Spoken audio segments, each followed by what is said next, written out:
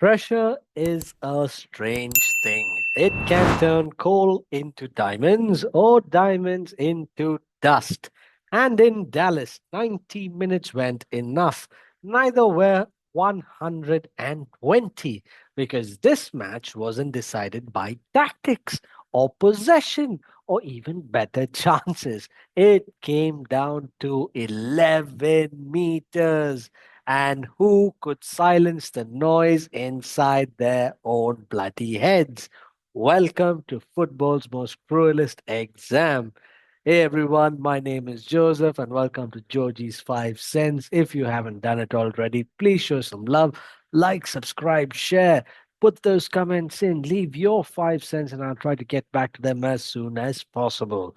Now, we are talking about that game. Yes, Australia versus Egypt.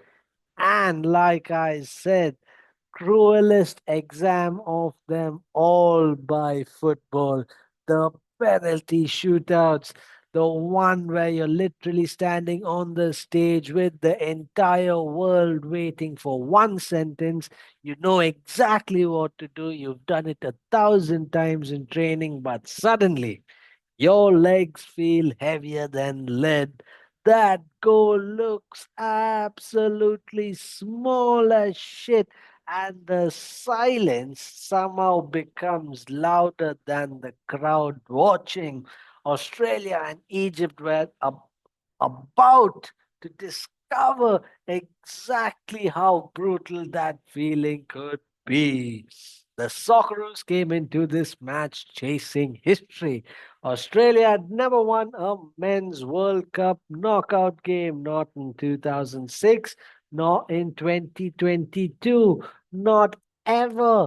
Meanwhile, Egypt, the Pharaohs, had their own mountain to climb. They had reached the knockout stage for the first time and were searching for their first ever World Cup knockout victory. One nation was guaranteed to make history, and the other would leave with their heartbreaking story that would be passed down from generation to generation. The opening moments belonged to Egypt, and they wasted absolutely no time because just 13 minutes in, a beautifully delivered cross by Imam Ashur, who rose high, the highest above any other two power Omer header beyond Patrick Beach. It was simple, it was clinical, and that made it 1-0 to Egypt. It wasn't flashy, it was that kind of goal that says, waited for bloody decades for this moment, and we're not wasting it. Now, here comes something worth appreciating because Mohamed Salah had only recently recovered from a bloody hamstring injury. There had been genuine doubts about whether he'd even start this damn match, and he did. And although Australia defended him brilliantly for long stretches of the match, his presence changed the entire bloody game of play. It's a bit like having famous actor walk into a restaurant, even if they're having a quiet dinner or not, and everyone still keeps looking over their shoulder. That's what Mohamed Salah does to defenders. He bends their attention, and sometimes that's enough to create enough space for everyone else. Australia, on the other hand, didn't panic, and that's what impressed me. The soccer rules were patient, basically. Instead of chasing that game wildly like headless chickens, the Socceroos actually began winning those second balls. It was essential, it was crucial. Their midfield started asking tougher questions of that Egypt opposition. Set pieces became increasingly dangerous. Then the equalizer, not through a wonderful strike, not through individual brilliance, just through pressure, and the dangerous Australian delivered forced Mohamed Hani into an unfortunate own goal, making it 1-1 and breaking Egyptian hearts all over the world. Sometimes Football can be wonderfully unfair. One moment you're protecting your own country, the next, your name is next to a OG on the score sheet, and it's not original gangster, it's bloody your own goal. Imagine how he would have felt, Mohammed Annie, sending the ball into his own damn net. Then extra time arrived, and suddenly nobody wanted to blink first. Australia nearly stole it, actually. Egypt did it as well. Patrick Peach produced a magnificent of a Peach late save to keep Australia alive. Rami Rabia marshaled Egypt's defense superbly, and every bloody attack felt like someone testing a frozen lake. One step wrong on that thin bloody ice, and you're done for. You're in. You're a popsicle. Then, the moment everyone secretly fears, penalties. The footballing equivalent of flipping through your exam paper only to realize the final question is worth everything. Australia even made the bold decision. Goalkeeper Matt Ryan, I don't know what was going on in everyone's mind. He came right on before the shootout, hoping his experience would make the difference. It was a big bloody gamble, like walking into a casino and putting your $100 chip on everything. And that ultimately didn't pay off. Ah, you can only, it's all fiction stuff, this. If you've missed it, you've missed it. But let me bring it to you. The reason being is Egypt walked onto that spot one by one by one. No hesitation, no second guesses. Coach Hossam Hassan had delivered one simple message right before this shootout. Forget the damn pressure. Don't think about the goalkeeper, think only about your kick.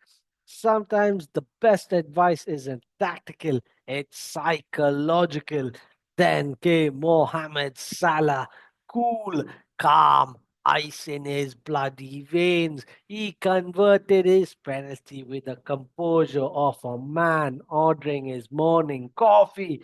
No celebration, just quiet confidence. Leaders don't need dramatic speeches. Sometimes they simply show everyone how it's done. Australia's heartbreak unfolded quickly as shit. Harry Suter stepped up over the bar. Later, Lucas Harrington struck the bloody crossbar, and just like that, momentum had changed shirts.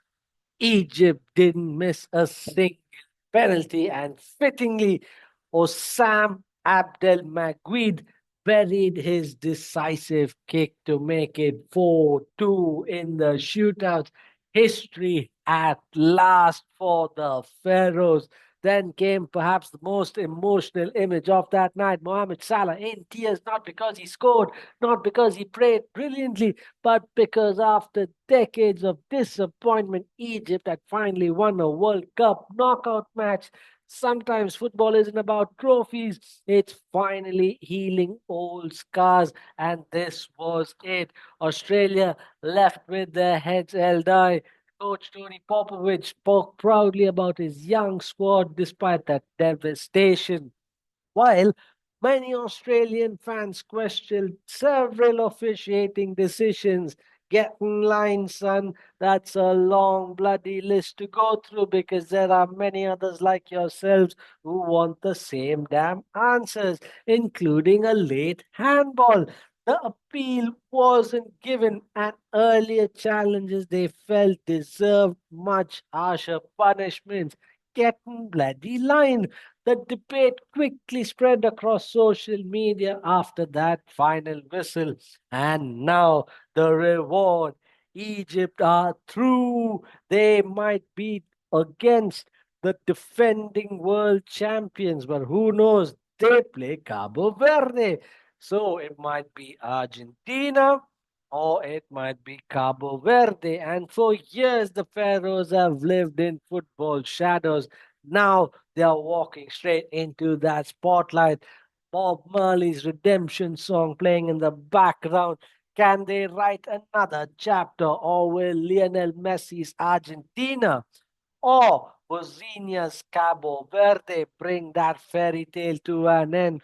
One thing is for certain, nobody will underestimate Egypt ever again, because against Australia, they didn't just survive, they stayed pressure in the face, walked 12 yards, and made history with every single step. Well done, Egypt. Australia, heads held high. See you in 2030. Thank you, everyone. Thanks for watching. Do show some love, like, subscribe, share, put in those comments, and I'll try to get back them as soon as possible. Thank you.